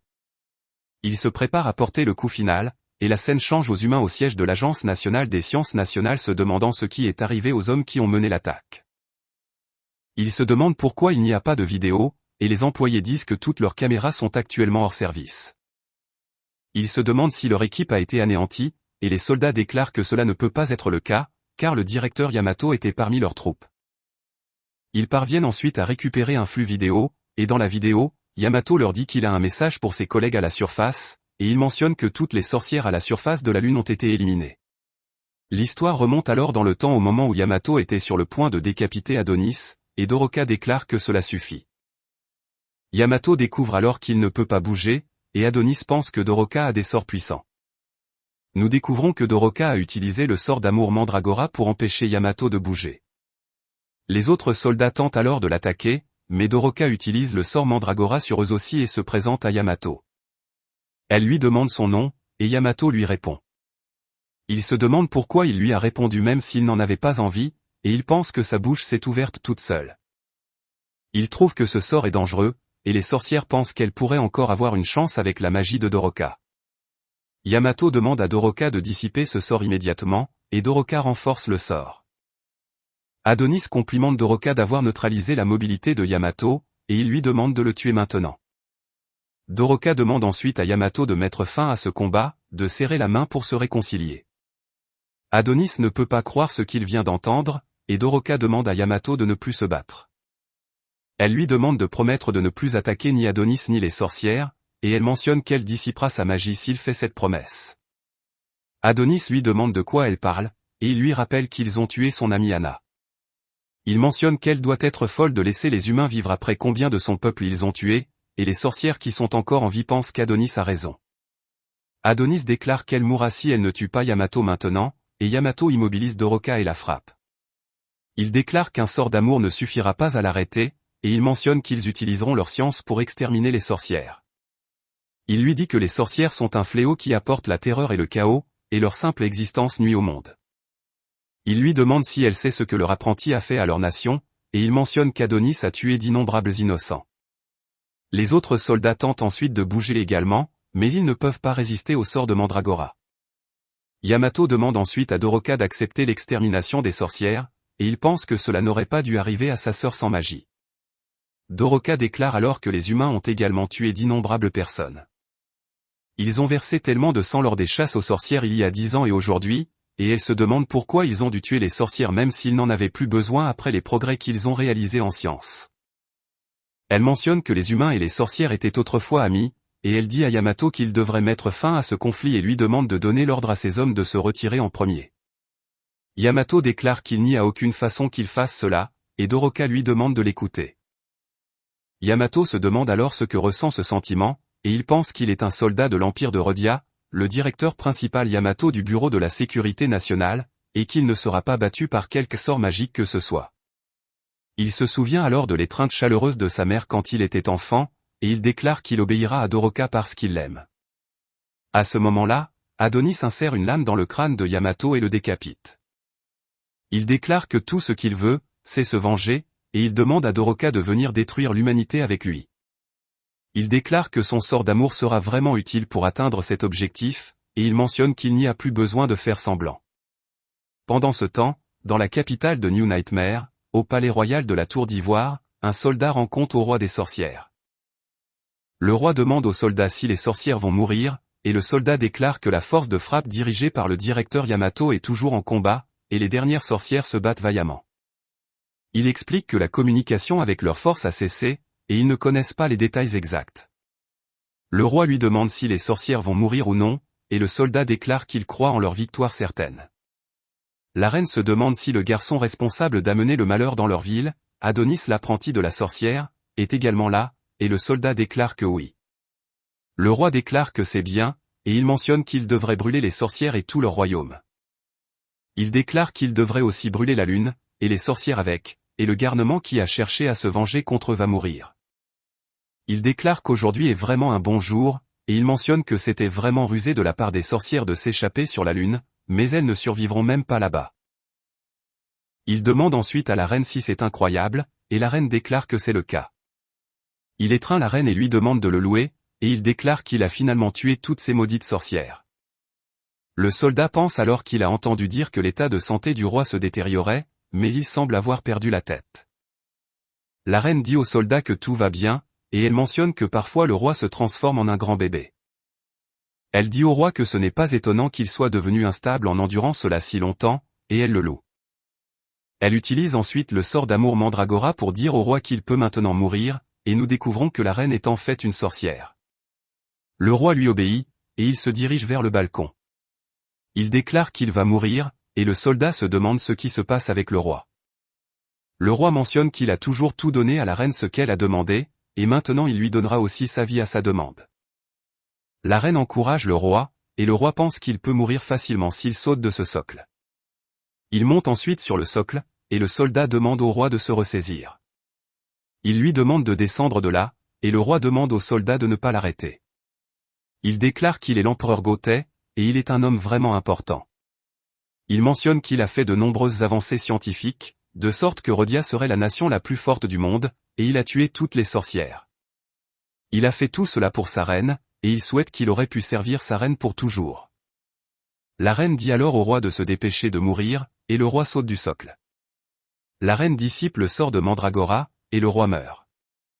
Voyant cela, le soldat utilise sa radio pour demander du renfort en indiquant qu'il y a une sorcière dans le château, mais la reine utilise le sort de Mandragora sur le soldat, et elle lui dit que le roi vient de tomber et de mourir. Le soldat est d'accord avec elle, et il corrige son rapport. Il déclare que le roi est tombé à sa mort, et il demande à quelqu'un de venir ici et de ramasser son corps. Shiro Usagi arrive alors, et la reine lui demande si elle n'aurait pas dû tuer le roi. Shiro Usagi déclare que ce n'est pas un problème, car cette marionnette n'était plus nécessaire, et la reine mentionne que sa magie ne peut contrôler que les hommes et n'a aucun effet sur les femmes. Sa propre espèce est une menace pour elle, et il devait être tué. Shiro Usagi déclare que maintenant le monde sera à elle, et la reine déclare qu'elle ne veut pas du monde. Elle mentionne qu'il sait ce qu'elle veut, et il devrait savoir ce qui lui arrivera s'il lui apporte encore une fois une marionnette. Shiro Usagi déclare que la reine n'a pas à s'inquiéter, et il mentionne que l'homme qu'elle veut est déjà sien. La sorcière mentionne qu'elle n'est plus une reine, et elle lui demande de l'appeler par son nom de jeune fille Dorothea. Elle déclare qu'elle est une sorcière qui parcourt l'ensemble de l'univers, et elle a abandonné les notions d'hypocrisie depuis longtemps pour les récupérer. La scène coupe alors à Adonis disant à Doroka qu'ils vont utiliser sa magie pour détruire l'humanité. Il lui dit ensuite de ne pas lâcher son sort, et il va tuer les autres soldats qui sont sous le sort de Doroka. Les soldats pensent que c'est déloyal, et Adonis utilise un sort pour les écraser, même si Doroka lui demande d'arrêter. Il les tue tous un par un, et Doroka pense qu'elle ne veut pas utiliser ce sort sur lui, mais elle doit le faire. Adonis lui dit qu'elle peut essayer si elle veut mourir à nouveau, et il va tuer les soldats qui restent encore. Doroka lui demande d'arrêter, et elle mentionne que sa vengeance ne fera qu'inspirer une nouvelle vengeance. Adonis lui dit de ne pas le sermonner avec des expressions usées, et Doroka déclare qu'elle en a assez de la lutte sans fin, fatiguée de voir tant de vies s'éteindre, et c'est triste de vivre dans un monde comme celui-ci, mais Adonis les tue quand même tous. Il utilise ensuite sa magie pour changer sa voix, et pendant ce temps, on voit que l'Agence nationale des sciences essaie d'établir le contact avec Yamato et leurs forces. Il remarque que toutes leurs caméras sont hors service, et il se demande si leurs forces ont été anéanties. Il pense que cela ne peut pas être, car le directeur Yamato était avec eux, et ils perdent ensuite de l'énergie. Ils essaient de la récupérer, et ils reçoivent ensuite un signal de la Lune, et ils l'interceptent. Ils remarquent que c'est de Yamato, et ils sont heureux de voir qu'il va bien. Yamato dit alors à tous qu'ils ont remporté la bataille contre les sorcières, et il leur demande de notifier immédiatement le roi. Il déclare que toutes les sorcières à la surface de la Lune sont mortes. Cependant, la bataille a été féroce, et il a perdu beaucoup de soldats prometteurs. Il est le seul survivant parmi leurs soldats, et il mentionne qu'il sera le seul à retourner sur la planète. Il déclare qu'il n'aura besoin d'aucun soutien, et Teta déclare que ce n'est pas Yamato. On voit qu'Adonis porte la peau de Yamato, et il demande aux soldats de les ramener, et il leur donnera la tête de l'apprenti de la sorcière. Il coupe la communication, et Ophélia se demande si c'est ce qu'Adonis voulait dès le départ. Elle ne peut pas croire qu'il les a sacrifiés pour cela, et Adonis demande ensuite à Doroka de venir avec lui car sa magie va être utile. Doroka gifle Adonis et lui demande de penser à ce que Chloé dirait si elle pouvait le voir en ce moment. Le dispositif de transport des humains s'active alors, et Adonis et Doroka sont pris dedans. Ophélia salue ensuite Adonis, et elle demande au dieu de le juger pour ses crimes. Elle s'excuse d'avoir nourri les espoirs des autres sorcières et d'avoir échoué à récupérer leur calamité, et elle déclare qu'elle va maintenant faire ses adieux à ces royaumes en ruine. Adonis s'excuse ensuite silencieusement auprès d'eux, et pendant ce temps, on voit que les soldats de l'Agence nationale des sciences savent qu'Adonis est celui qui revient, et ils se sont préparés à l'accueillir avec leurs armes, et ils commencent à tirer lorsqu'Adonis est sur le point d'apparaître. Les soldats remarquent alors qu'Adonis n'est pas là, et ils découvrent que des commandes supplémentaires ont été données au système de transfert, et les coordonnées de transfert ont été modifiées. Teta dit aux autres de le trouver, et ils mentionnent qu'ils ne peuvent pas le localiser car son appareil ne répond pas. Nous voyons ensuite qu'Adonis et Doroka sont quelque part dans un désert. Adonis remarque une constellation dans le ciel, et il déclare qu'ils sont à la surface de la planète. Ils déclarent qu'ils vont commencer leur conquête de Rhodia en faisant tout ce qu'ils peuvent, et ils commenceront petits. Nous voyons ensuite qu'Adonis a utilisé l'authentification vocale de Yamato pour changer les coordonnées de transfert à l'aide de son appareil, mais Doroka ne voulait pas quitter la Lune car certaines sorcières y étaient encore en vie. Adonis déclare ensuite qu'ils vont attaquer des villes et des villages sur leur chemin vers Rhodia dans l'hémisphère nord, et ils se procureront des informations et des fournitures pour se préparer. Ils tentent d'avancer, mais Doroka déclare qu'elle veut retourner auprès des autres. Adonis lui dit qu'elle doit être stupide car il n'y a aucune chance que les sorcières sur la Lune aient survécu. Doroka mentionne que ce n'est pas vrai, et elle demande à Adonis de la renvoyer. Adonis lui demande d'arrêter de se comporter comme une enfant gâtée, et Doroka déclare qu'il est l'enfant, car la vengeance est tout ce qui lui importe. Adonis utilise alors sa magie pour montrer à Doroka les souvenirs de quand elle a essayé de se réconcilier avec Yamato, et il mentionne qu'il peut comprendre pourquoi elle ne s'intégrait pas avec les autres sorcières. Il déclare qu'elle doit être hors de son esprit pour se réconcilier avec les humains, et Doroka mentionne qu'elle a toujours voulu rencontrer Adonis. Elle se demandait quel genre de personne Chloé avait choisi comme apprenti, et elle mourait d'envie de savoir quel genre de personne était Adonis. Malgré le fait d'être humain, il était l'apprenti d'une sorcière, et elle croyait qu'il pourrait être le pont entre les humains et les sorcières. Adonis déclare que Doroka ne sait rien de lui, et Doroka demande à Adonis jusqu'où il ira. Elle mentionne que tout comme il est l'humanité, ils ne lui pardonneront jamais, et la lutte ne s'arrêtera jamais. Si quelqu'un ne met pas fin à cela, la haine ne sera jamais effacée de leur monde, et Adonis déclare que ces paroles ne signifient rien pour lui. Il mentionne que la vie de Chloé est plus précieuse que toute l'humanité réunie, et le monde qu'il a lui a enlevé mérite d'être détruit. Doroka se demande ce qu'il va sacrifier pour cela, et elle lui rappelle ce qui est arrivé aux sorcières à cause de sa colère. Adonis déclare qu'ils sont de retour à la surface parce qu'il a convoqué les humains là-bas, et ses amis ont servi de fumigènes utiles. Doroka se demande comment Adonis peut dire cela, alors qu'ils ont tout fait pour survivre aux chasses aux sorcières. Elle se demande comment Adonis peut déprécier autant leur vie, et Adonis mentionne que c'est elle qui déprécie leur vie, car elle veut pardonner aux humains même après ce qu'ils ont fait à ses amis. Doroka déclare que la vengeance ne guérira pas leurs blessures, et Adonis mentionne qu'il s'en fiche, car il n'a plus rien à perdre. Adonis tente ensuite de partir sans Doroka, et Doroka le plaque au sol, et elle mentionne qu'il a toujours la vie que Chloé a protégée. Elle demande à Adonis de ne pas laisser ce monde cruel le changer, et elle mentionne qu'elle ne lui demandera pas de pardonner aux humains pour ce qu'ils ont fait, mais s'il continue sa vengeance, son cœur se brisera. Il finira comme les humains qui ont enlevé Chloé, et elle mentionne qu'il a encore beaucoup à perdre. Adonis mentionne alors que Doroka ne comprend pas, et il explique que la vengeance est la preuve de son existence. C'est la preuve que Chloé a vécu avec lui, et il a l'impression que toute preuve de l'existence de Chloé disparaîtra s'il cesse de chercher la vengeance. Il déclare qu'il a peur, et cela fait pleurer Doroka. Adonis crie ensuite de douleur, et nous voyons qu'il saigne. Des motards qui passent par là remarquent les deux, et ils se demandent s'ils sont des esclaves qui ont fui la ville, ou simplement un couple d'enfants qui ont fui ensemble. Ils demandent à leur chef nommé Ponche ce qu'ils devraient faire, et la scène coupe à Adonis se réveillant dans un endroit inconnu. Il se demande ce qui s'est passé, et il se souvient que des motards sont venus vers eux quand il était sur le point de s'évanouir, et Doroka leur a demandé de l'aide. Il pense qu'il doit être dans la cachette des motards, et Ponche entre dans la pièce et il remarque qu'Adonis est réveillé. Il demande à Adonis de boire un verre, et Adonis réalise qu'il est un vagabond, et il mentionne qu'il n'aime pas boire de l'eau d'égout. L'homme se présente alors, et il mentionne qu'il est celui qui dirige cet endroit. Adonis se demande s'il est dans une sorte de colonie, et il pense que cet endroit ne semble pas être sous le contrôle de Rhodia.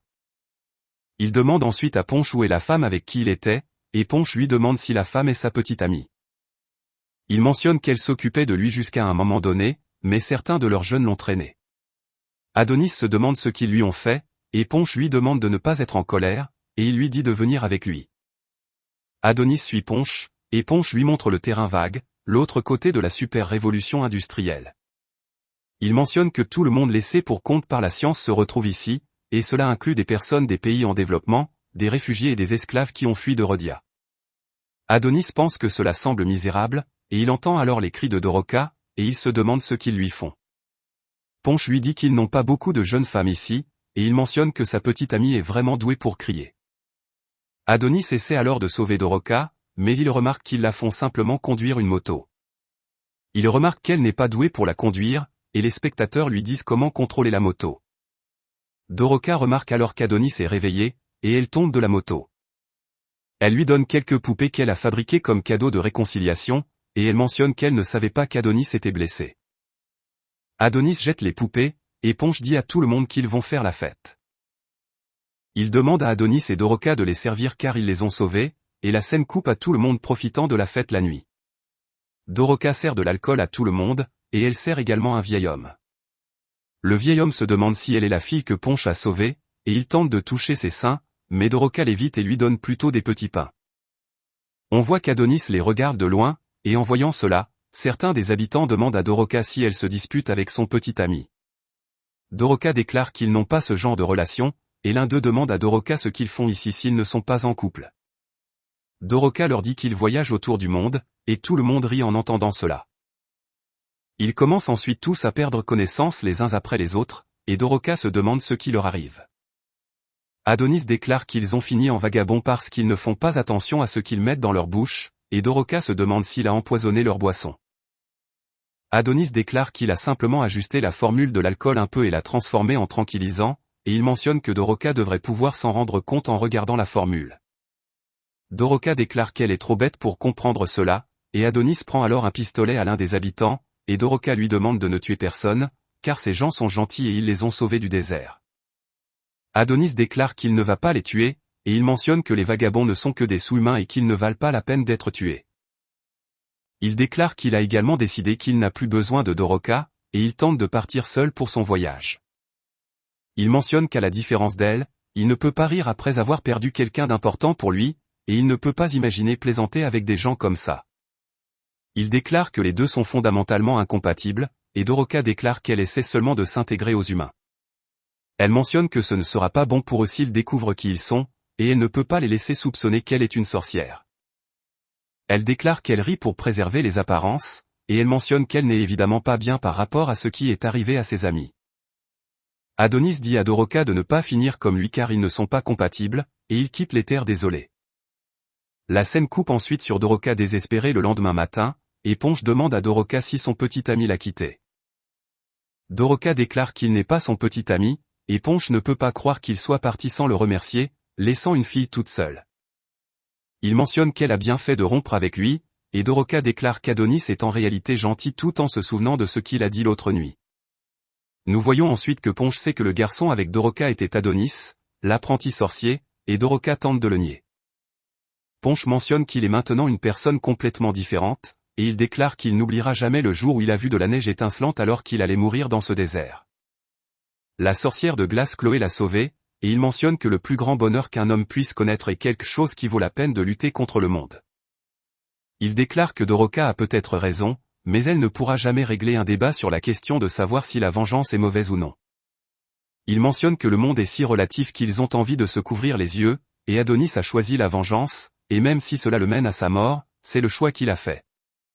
Il demande à Doroka ce qu'elle va faire, et Doroka déclare qu'elle ne veut pas que quelqu'un d'autre meure. Elle mentionne qu'elle ne laissera pas Adonis mourir, et Ponch déclare qu'au lieu de parler, elle devrait partir à la poursuite d'Adonis si c'est le cas. Par ailleurs, nous voyons Adonis regarder le désert de loin, et il se souvient de ses souvenirs de Doroka. Il remarque ensuite que quelqu'un essaie de le suivre, et il se demande qui ils sont. Il pense que cela n'a pas d'importance car il va tuer quiconque se met en travers de son chemin. Leur identité ne change rien, et il remarque que c'est en réalité Doroka qui conduit une moto. La moto est incontrôlable, et elle demande à Adonis de s'écarter. Adonis le fait, et il se demande si elle essaie de le tuer. Doroka déclare qu'elle fera de son mieux pour ne pas gêner Adonis, et elle mentionne qu'ils devraient voyager ensemble. Elle déclare qu'elle pense qu'Adonis a besoin d'elle, car il est dangereux de voyager seul, et elle mentionne qu'ils devraient se soutenir mutuellement dans leur voyage. Adonis pense que Doroka est une fille tellement bruyante, et Doroka lui demande comment arrêter cette moto. Ponch espère qu'Adonis ne fera pas pleurer Doroka, et Adonis dit ensuite à Doroka comment arrêter sa moto. L'histoire se poursuit, et nous voyons que tout le monde à Rhodia est excité par le couronnement de leur nouveau monarque. Les citoyens attendent tous l'annonce avec une grande tension, et Oz, qui supervise l'avenue centrale, signale qu'il n'y a pas de problème ici. Il pense que c'est une nuit paisible, et nous voyons ensuite des gens rassemblés dans un stade pour accueillir le nouveau monarque. L'annonceur mentionne que le 23e empereur de l'Empire de Rhodia, Gotay, a provoqué l'expansion des engrenages, et grâce à cela, la civilisation humaine a progressé rapidement. Ils ont acquis la force de tailler leur propre avenir, sans avoir besoin de sorcières, et leur puissance scientifique et militaire a assuré la dignité de l'humanité. L'empereur Gothée a toujours tendu la main vers eux en marchant à leur côté, mais même leur empereur n'a pas pu surmonter sa maladie. Il a apporté la prospérité au monde, et le peuple de Rhodia a enduré des nuits sans sommeil sans lui, mais cela prend fin ce soir. La reine entre ensuite sur scène, et l'annonceur demande à tout le monde de l'accueillir. Après un compte à rebours, la reine montre son visage, et l'annonceur la présente comme Dorothea. La capitale entière célèbre alors le couronnement de la reine, et la reine chante et danse comme une idole. Tout le monde est séduit par sa jeunesse et sa beauté, et le pays entier la regarde. Par ailleurs, nous voyons quelques personnes regardant le couronnement de la reine, et l'une d'elles ne peut pas croire qu'une sorcière soit devenue la monarque de l'humanité. Il se demande ce qu'est devenu le monde, car Dorothea a exterminé sa propre espèce avec la science tout en gouvernant le monde en tant que reine. Il pense que la sorcière connue sous le nom de Dorothea est encore plus folle qu'il ne l'avait prédit, et la cérémonie de couronnement se termine alors. Pendant ce temps, dans les terres désolées de l'hémisphère sud, Shirozagi pense que la reine Dorothea est vraiment divine, et il a l'impression que son amie d'enfance est devenue l'idole de l'école. Une main flottante lui donne ensuite des mouchoirs, et Shirozagi déclare qu'il sait que la mission passe avant tout. Il pense qu'Adonis est un garçon intelligent car il a cassé l'appareil de Yamato après l'avoir utilisé, et à cause de cela, ils ne peuvent plus l'utiliser pour le suivre. Il pense qu'il devra trouver Adonis, le garçon aimé d'une déesse, de la manière difficile, et la scène coupe sur Adonis et Doroka voyageant à travers les terres désolées à moto. Adonis informe Doroka qu'il ne va pas arrêter de chercher la vengeance, et Doroka déclare qu'elle a une suggestion pour lui. Elle mentionne que ce monde a des gens gentils comme Ponch et ses amis, et Adonis se demande si Doroka veut qu'il évite de se battre contre des gens comme eux. Adonis mentionne que cela ne va pas se produire, et il déclare qu'il a permis à Doroka de l'accompagner, mais il ne veut pas qu'elle se mette en travers de son chemin. Doroka comprend, et Adonis confirme avec elle si sa magie d'amour fait tomber les hommes amoureux d'elle et les fait faire ce qu'elle veut. Doroka déclare que oui, et Adonis se demande pourquoi Doroka n'a pas utilisé sa magie sur lui lorsqu'ils se sont rencontrés pour la première fois à Rhodia. Il déclare qu'Ophélia a dû lui ordonner de le kidnapper même si cela signifiait utiliser cette magie, mais elle n'a jeté aucun sort sur lui.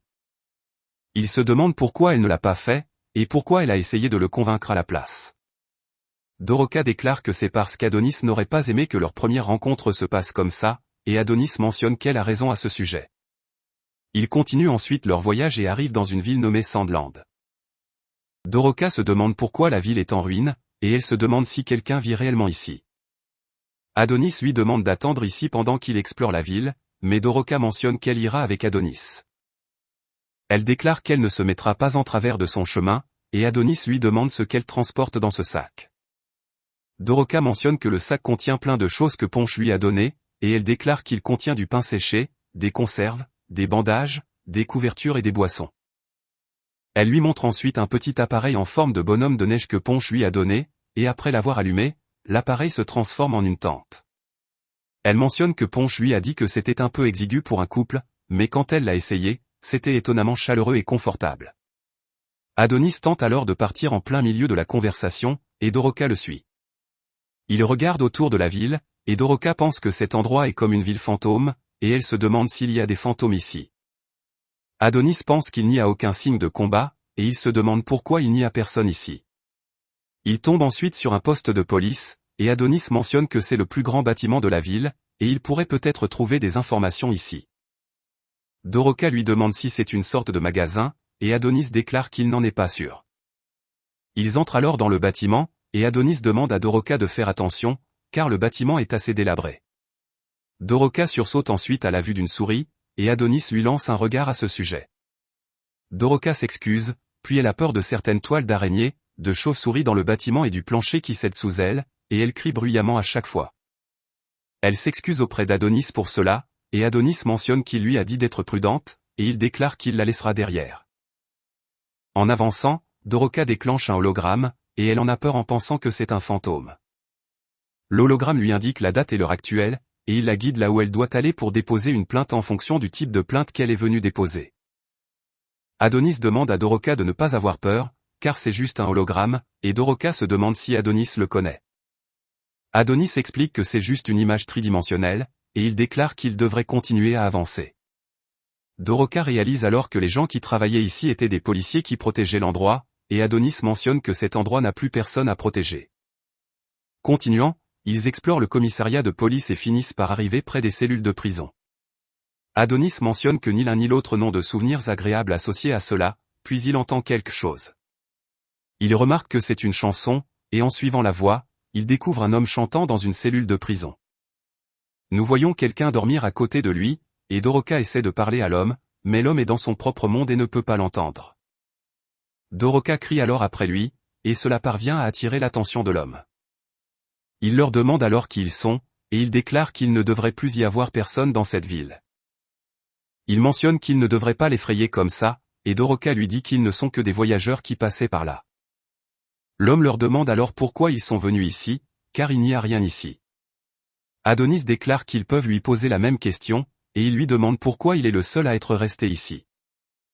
L'homme mentionne que c'est parce qu'il est un prisonnier, et Adonis essaie alors de partir. Doroka lui demande pourquoi ils partent déjà, et Adonis mentionne qu'ils n'ont pas d'affaires ici. Il déclare que cet endroit le dégoûte, et l'homme déclare que c'est ce que tout le monde disait en quittant la ville. Après l'expansion des engrenages, ils ont dit que les humains ne pouvaient plus vivre des vies aussi démodées maintenant que les sorcières ont été éliminées, et ils ont abandonné leur grande fantaisie et ont déménagé loin de cet endroit. Il mentionne que cela lui rappelle les chasses aux sorcières, et il précise que dans cette ère, ils suivent tous ceux qui élèvent la voix en premier. Adonis demande à l'homme s'il y a une métropole à proximité, et l'homme déclare que la cité-État de Mamuta est à 70 km à l'est d'ici. Adonis quitte ensuite le bâtiment avec Doroka, et dehors, Doroka lui dit que l'homme à l'intérieur va mourir de faim à ce rythme. Elle mentionne peut-être qu'il devrait le libérer, et Adonis déclare que cela ne les concerne pas. Doroka mentionne qu'il devrait au moins lui donner à manger, et Adonis lui dit que la cellule de l'homme n'est même pas fermée à clé. Il mentionne que ce dont ce couple marié a besoin n'est pas de la nourriture, mais de la paix et du calme. Nous voyons ensuite que la personne allongée à côté de l'homme était en réalité un squelette, et l'homme lui dit que maintenant personne ne va les déranger, et il va continuer à chanter sa chanson pour elle. Il déclare que toutes les personnes qui l'ont accusé d'être une sorcière et l'ont enfermé ici sont parties maintenant, et à partir de maintenant, ils seront toujours ensemble.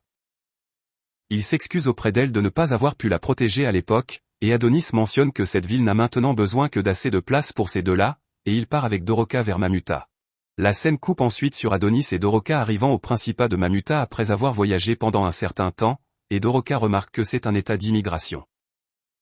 Elle demande à Adonis s'il compte vraiment déclencher une bagarre ici, et Adonis mentionne qu'il pourrait le faire. Doroka déclare qu'une grande ville comme celle-ci pourrait avoir beaucoup de soldats et d'armes, et Adonis se demande ce qu'elle essaie de dire. Doroka déclare que même Adonis ne sortirait pas indemne de cela, mais Adonis ne lui répond pas. Doroka mentionne alors qu'il devrait jouer à pierre-papier-ciseaux, et le perdant doit faire quelque chose pour le gagnant. Adonis mentionne qu'il n'en a pas envie, et Doroka déclare que c'est un jeu populaire dans les rues et que cela doit être amusant. Adonis mentionne qu'il ne joue pas car il n'en a jamais entendu parler, et Doroka le harcèle toujours pour jouer, et ils entrent ensuite dans la ville. Tout dans cette ville semble également être en ruine, et Adonis pense qu'il n'aura plus rien à faire si les humains se tuent d'eux-mêmes. Doroka remarque alors une femme sur la route, et Adonis freine la moto. Doroka va vérifier la femme, et Adonis lui demande de ne pas baisser sa garde. Doroka mentionne que cette femme pourrait ne plus avoir beaucoup de temps, et elle demande à la femme ce qui lui est arrivé. Adonis dit alors à Doroka de s'éloigner car ce n'est pas une personne, et la femme analyse Doroka, déclarant que sa valeur de plaisir est de 34, ce qui est bas, mais n'importe qui fera tant qu'elle peut éprouver du plaisir. Elle tente ensuite d'attaquer Doroka, mais Adonis la descend. Il aide ensuite Doroka à se relever et lui dit que c'est un Madoa, une poupée mécanique. C'est un jouet pour les humains, et les deux entendent des bruits de plus de Madoa venant d'un bâtiment. Adonis entre dans le bâtiment et demande à Doroka d'attendre dehors. Doroka déclare qu'elle viendra avec Adonis, mais Adonis lui demande de ne pas agir sans sa permission et de rester ici si elle ne veut pas qu'il la laisse derrière. Il lui dit de crier s'il se passe quelque chose, et il entre dans le bâtiment. Plus tard, Doroka a peur en voyant les corps de certains Madoa détruits, et pendant ce temps, Adonis utilise la magie pour créer une source de lumière dans le bâtiment. Nous voyons que Doroka suit Adonis, et elle pense qu'elle ne fait pas cela pour énerver Adonis. Elle a promis à Ponche qu'elle le garderait à l'abri, et elle pense que c'est bien car Adonis n'est pas assez sans cœur pour laisser une fille seule dans une ville abandonnée.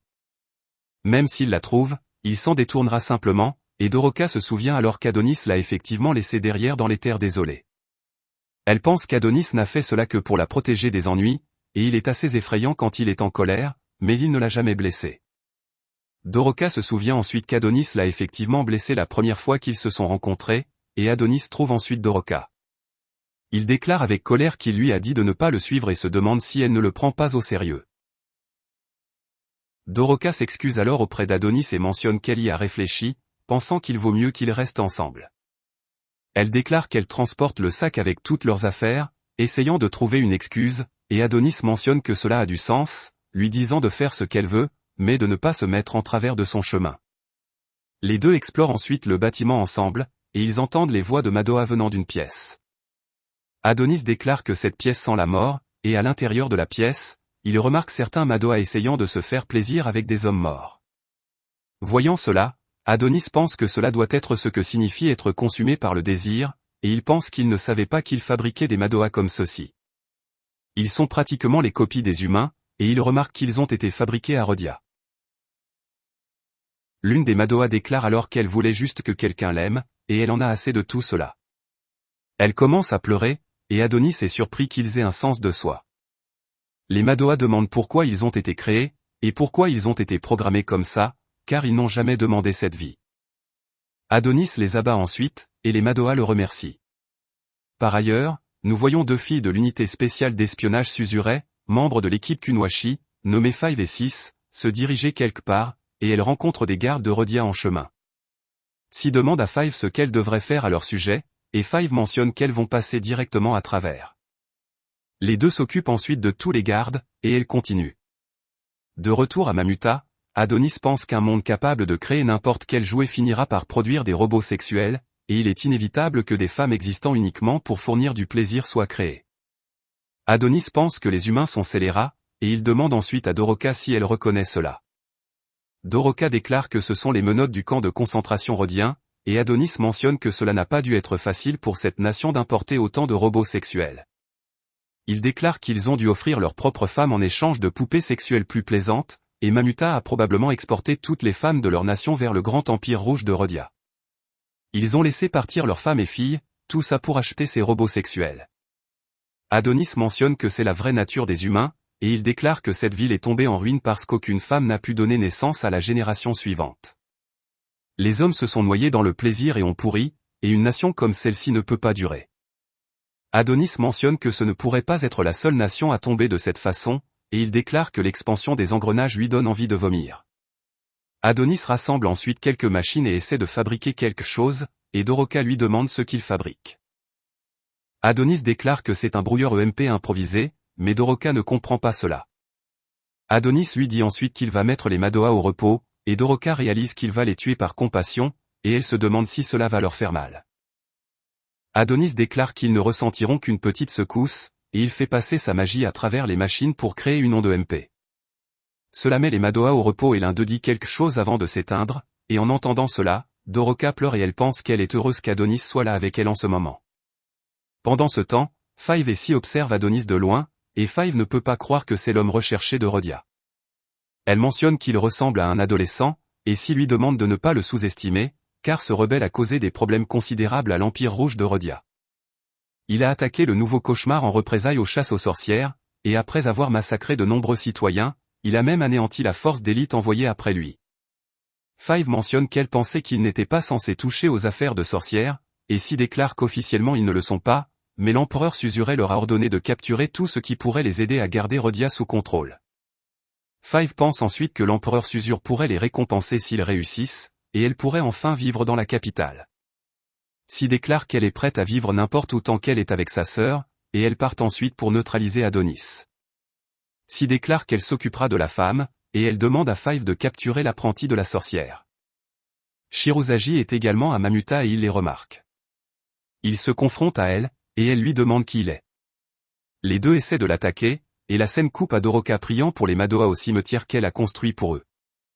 Elle mentionne que c'est tout ce qu'elle peut faire pour eux, et elle leur dit de reposer en paix. Adonis déclare qu'offrir ses condoléances ne servira à rien, et il mentionne qu'élever des tombes et prier est une façon simple pour les vivants de faire face. Il mentionne qu'il n'y a qu'une seule chose qu'elle puisse faire si elle veut honorer les Madoa, et c'est de donner aux humains un avant-goût de leur ressentiment. Doroka déclare que cela ne serait pas juste, et Adonis remarque qu'elle a également créé une tombe pour les sorcières de Lunamilia. Adonis déclare ensuite que Doroka devrait rester ici pour toujours, car elle aime pleurnicher. Il mentionne que les sorcières de Lunamilia ont été tuées par les humains qu'il a attirés vers elle, et il demande à Doroka pourquoi elle voyagerait avec lui en sachant cela. Il déclare que c'est sa dernière chance de réfléchir, et Doroka lui montre ensuite les poupées qu'elle a fabriquées plus tôt.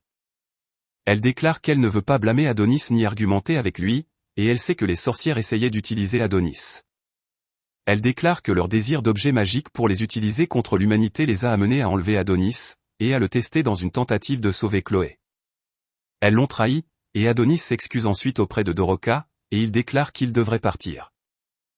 Doroka déclare que maintenant qu'ils se sont réconciliés, et Adonis lui demande de retirer ses poupées de pacotille de son sac. Doroka déclare qu'elle en est assez fière, et Adonis lui demande si elle n'a aucune autre compétence. Il remarque ensuite que Shirozagi est assis sur leur moto, et Doroka lui demande qui il est. Adonis déclare qu'il est clairement un ennemi, et Shirozagi détruit ensuite la moto. Nous voyons qu'il a tué Five et Six, et il se présente à Adonis et Doroka. Il déclare qu'il est là pour la tête d'Adonis, et Adonis mentionne qu'il peut enfin tuer quelqu'un. Charmy parle ensuite à Adonis et Doroka en utilisant un drone de surveillance et le salue de retour à la surface. Elle mentionne que les détails de son transfert non autorisé étaient sur leur serveur, et elle déclare qu'il a sous-estimé l'agence de renseignement. Elle demande ensuite au directeur Shiro Usagi de faire vite, car elle déteste les heures supplémentaires. Shiro Usagi mentionne qu'il devrait être celui qui donne les ordres, car il a un poste plus élevé qu'elle, et Adonis pense qu'il a merdé. Il pense qu'il ne s'attendait pas à ce qu'il les trouve si rapidement, et il demande à Shiro Usagi à qui appartiennent les têtes dans ses mains. Shiro Usagi joue avec les têtes et déclare qu'il ne sait pas, mais qu'ils sont arrivés les premiers, et nous voyons que Shiro Usagi a réussi à les vaincre d'un seul coup. Il déclare qu'ils étaient sur son chemin, alors il les a tués, et Doroka lui demande de ne pas manquer de respect aux morts. Shiro Usagi saisit ensuite Doroka, et il remarque qu'elle lui semble familière. Adonis la libère de son emprise, bien que pas délicatement, et il essaie d'utiliser sa magie d'invocation, mais Shiro Usagi le frappe et l'envoie voler avant qu'il ne puisse le faire.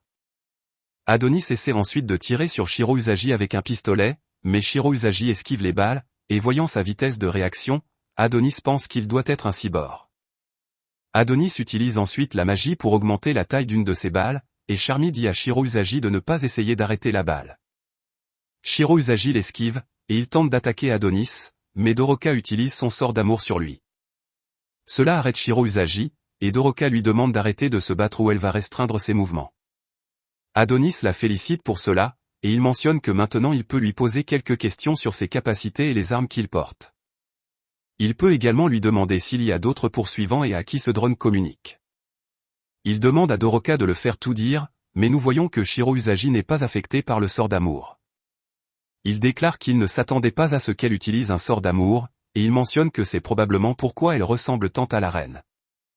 Adonis ne comprend pas ce qu'il veut dire, et il se demande comment Shiro Usagi peut se déplacer alors qu'il est censé être affecté par le sort d'amour.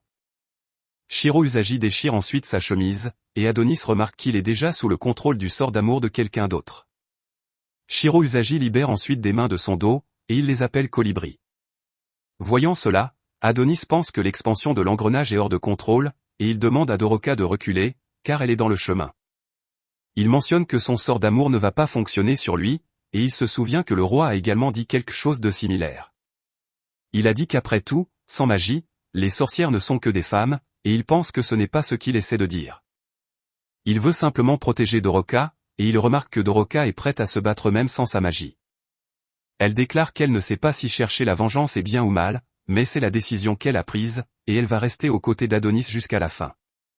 Adonis utilise ensuite sa magie pour créer une rapière pour elle et une armure pour lui-même, et il dit à Doroka que la formule Zéphale autour de sa rapière lui permet de percer l'acier comme du beurre. Elle peut détruire la plupart des choses simplement en la faisant tournoyer, mais elle devrait apprendre quelques techniques de base avec l'épée. Adonis donne ensuite à Doroka un parchemin avec quelques compétences de base en escrime, et il mentionne qu'avec ce manuel, même les sorcières idiotes peuvent comprendre les compétences à l'épée. Shiro Usagi leur demande d'arrêter de flirter, et il les attaque avec ses colibris. Adonis détruit facilement les mains, et il pense qu'elles sont vraiment faibles, mais il y en a trop. Il remarque même que Doroka peut les détruire facilement, mais bientôt elle est submergée par leur nombre, et Adonis doit intervenir pour la sauver. Il remarque qu'il n'y a pas de fin à eux, et Shiro Usagi mentionne que ce n'est pas tout, et il peut même les rendre plus forts. Il enlève ensuite le limiteur sur les colibris pour les rendre plus puissants, et en réponse, Adonis utilise un sort appelé Gleipnir, qui invoque des tentacules qui s'occupent des colibris. Il demande ensuite à Doroka de s'accrocher à elle, et les tentacules de Gleipnir les entourent pour former une boule. Adonis essaie d'utiliser la boule pour écraser Shiro Usagi, et Charmy demande à Shiro Usagi de ne pas toucher ça car c'est dangereux. Shiro Usagi ne l'écoute pas, et il fait revenir tous les colibris vers lui et utilise une technique appelée Château des colibris. Il augmente leur puissance à son maximum et essaie d'arrêter la boule en utilisant les propulseurs des colibris. Il parvient à arrêter la boule, et Adonis essaie ensuite une attaque surprise sur Shiro Usagi de l'intérieur de la boule, mais Shiro Usagi utilise ses colibris pour l'arrêter. Doroka utilise ensuite l'attaque d'Adonis comme une distraction pour attaquer Shiro Usagi, mais elle hésite à le tuer, et elle n'attaque que ses 2 jambes. Adonis la félicite d'avoir neutralisé les jambes de Shiro Usagi, mais Shiro Usagi la saisit, et il déclare qu'elle est une fille coriace. Mais elle devrait viser la tête ou le cœur si elle va poignarder quelqu'un. Adonis essaie ensuite de sauver Doroka de Shiro Usagi, mais Shiro Usagi les envoie tous les 2 voler. Cela donne à Doroka une blessure interne, et Adonis saisit Shiro Usagi avec des liens magiques. Il déclare qu'il va l'étrangler jusqu'à la mort en resserrant les liens autour de lui, et Shiro Usagi utilise ses colibris pour faire cesser Adonis d'écrire. Adonis pense que c'est mauvais, car son sort va disparaître s'il ne continue pas à écrire. Les 2 entrent ensuite dans une impasse, et Doroka pense qu'elle ne laissera pas Adonis mourir. Elle déclare qu'elle ne peut pas hésiter maintenant, et elle essaie de renforcer sa résolution. Shiro Usagi la saisit par l'un de ses colibris avant qu'elle ne puisse faire quelque chose, et il la fait voler dans les airs.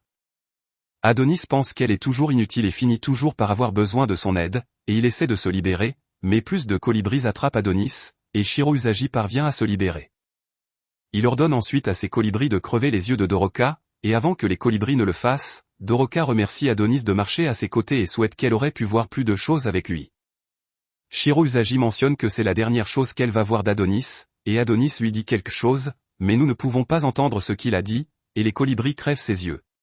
Pendant que les yeux de Doroka sont arrachés, Adonis se souvient du moment où il n'a rien pu faire pour Chloé, et Shiro Usagi lui demande s'il ressent une sensation de déjà-vu en voyant cela.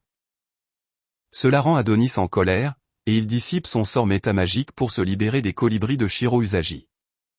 Les colibris laissent alors tomber Doroka par terre, et Adonis va la vérifier. Il lui demande de s'accrocher, et Doroka lui dit qu'elle ne peut plus voir. Adonis pense qu'elle saigne trop et se demande quoi faire. Doroka lui dit qu'elle va bien, que ce n'est rien, et elle demande à Adonis de s'enfuir, disant qu'elle le rattrapera plus tard. Adonis lui demande de se taire, et Shiro Usagi déclare qu'il a les globes oculaires de Doroka ici. Il mentionne que c'est drôle et demande à Adonis de rire. Adonis lui demande de lui rendre ses yeux et de la réparer. Shiro Usagi joue avec les globes oculaires de Doroka et les écrase. Il demande à Adonis de venir se battre et Adonis se met en colère contre lui, essayant de le combattre à main nue. Il n'arrive pas à attraper Shiro Usagi, et Shiro Usagi le frappe. Adonis attrape sa jambe, le lance, et se demande s'il est toujours aussi faible qu'à l'époque, se demandant si rien n'a changé depuis ce temps-là. Shiro Usagi tente ensuite de l'attaquer avec ses colibris, mais Adonis utilise sa magie pour repousser l'attaque vers lui, et Shiro Usagi l'esquive avec l'aide d'un de ses colibris. Après que la fumée de l'explosion se soit dissipée, Shiro Usagi remarque qu'Adonis et Doroka ont disparu, et nous voyons qu'Adonis se cache dans l'un des bâtiments effondrés. Il dit à Doroka qu'il va arrêter son saignement et lui demande de supporter cela un moment. Doroka déclare qu'elle fait confiance à Adonis, et Adonis utilise alors la chaleur d'un des colibris pour sceller ses trous oculaires et arrêter le saignement. Doroka remercie Adonis pour cela, et Adonis lui demande de ne pas parler. Doroka déclare ensuite que cela aurait été génial si tous 2 pouvaient vivre des vies ordinaires dans la même ville. Alors, ils pourraient aller à l'école ensemble et faire des choses ordinaires. Elle mentionne que c'est le genre de vie qu'elle voulait, et elle se demande pourquoi les choses ont tourné ainsi. Elle se demande où elle a mal tourné, et Doroka s'évanouit alors. Adonis découvre qu'elle est toujours en vie et lui demande de ne pas dire les mêmes choses que Chloé. Il ne peut pas croire qu'il n'a pas pu protéger une seule fille, et il pense que ce n'est pas normal. Ensuite, nous voyons Shiro Usagi chercher Adonis, et Adonis utilise un géant pour le confronter. Charmy dit à Shiro Usagi que c'est ce qu'Adonis a utilisé pour détruire la capitale, et elle lui demande d'être prudent, car c'est assez destructeur. Le géant attaque ensuite Shiro Usagi, mais Shiro Usagi l'esquive. Adonis demande ensuite à Shiro Usagi de faire venir la reine ici et mentionne qu'il va lui aveugler les yeux en représailles. Shiro Usagi se met en colère en entendant cela, et ils ont tous deux une bataille aérienne.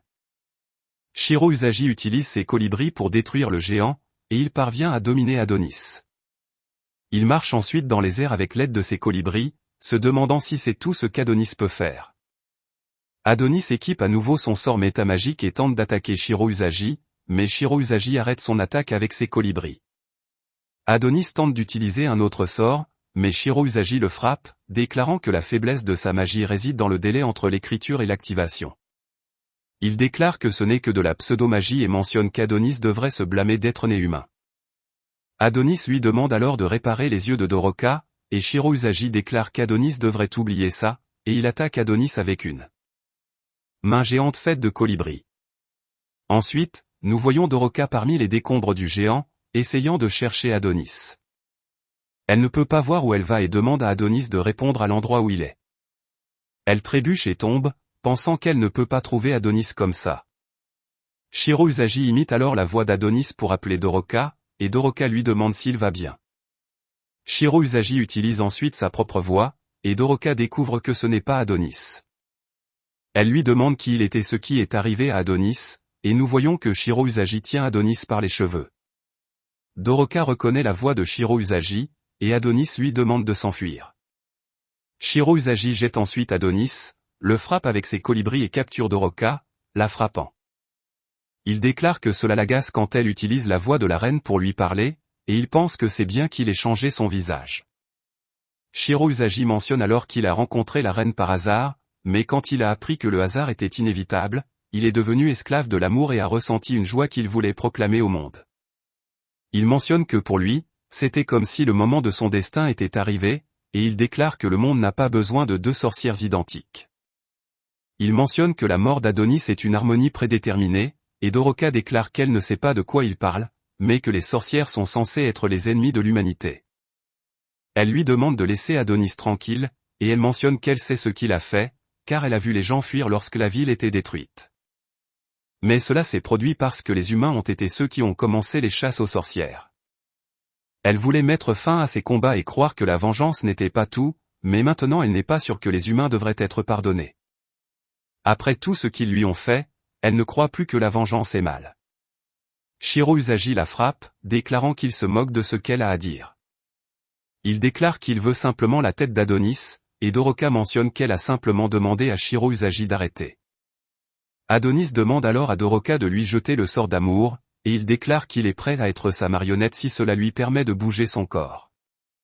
Il déclare que si elle ne fait pas ça, tous les deux vont mourir, et Shiro Usagi mentionne qu'Adonis l'agace.